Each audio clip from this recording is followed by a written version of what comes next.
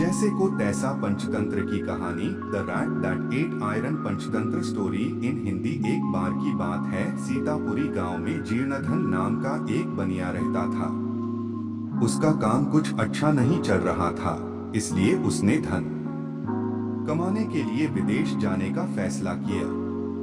उसके पास कुछ ज्यादा पैसे या कोई कीमती वस्तु नहीं थी, सिर्फ उसके पास एक लोहे का तराजू थी। उसने वो तराजू साहूकार को धरोहर के रूप में दे दिया और बदले में कुछ रुपए ले लिए। जीर्णधन ने साहूकार से कहा कि वह विदेश से लौटकर अपना उधार चुकाकर तराजू वापस ले लेगा। जब 2 साल बाद वह विदेश से लौटा तो उसने साहूकार से अपना तराजू वापस मांगा। साहूकार बोला कि वो तराजू तो चूहों ने खा लिया।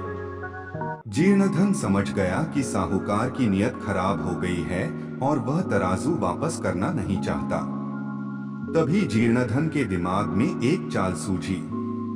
उसने साहूकार से कहा कि कोई बात नहीं, अगर तराजू चूहों ने खा लिया है तो इसमें तुम्हारी कोई गलती नहीं है, सारी गलती उन चूहों की है। थोड़ी देर बाद उसने साहूकार से कहा कि दोस्त, मैं नदी में नहाने जा रहा हूँ, तुम अपने बेटे धनदेव को भी मेरे साथ भेज दो, वो भी मेरे साथ नहा आएगा। साहूकार जीर्णधन के व्यवहार से बहुत खुश था, इसलिए उसने जीर्णधन को सज्जन पुरुष जानकर अपने बेटे को उसके साथ नहाने के लिए नदी पर भेज दिया।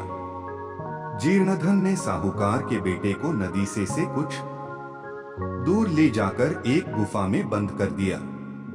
उसने गुफा के दरवाजे पर बड़ा सा पत्थर रख दिया, जिससे साहूकार का बेटा बचकर भाग न पाए।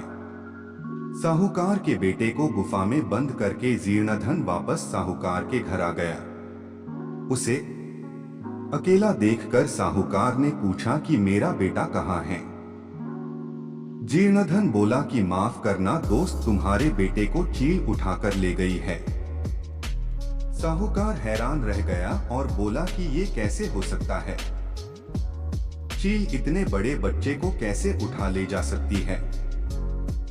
जीर्णधन बोला, जैसे चूहे लोहे के तराजू को खा सकते हैं, वैसे ही चील भी बच्चे को उठाकर ले जा सकती है। अगर बच्चा चाहिए तो तराजू लौटा दो। जब अपने ऊपर मुसीबत आई तब साहूकार को अक्ल आई। उसने जीर्णधन का तराजू वापस कर दिया और जीर्णधन ने साहूकार के बेटे को आजाद कर दिया। कहानी की सीख, जो जैसा व्यवहार करता है उसके साथ वैसा व्यवहार करो, ताकि उसे अपने गलती का एहसास हो जाए।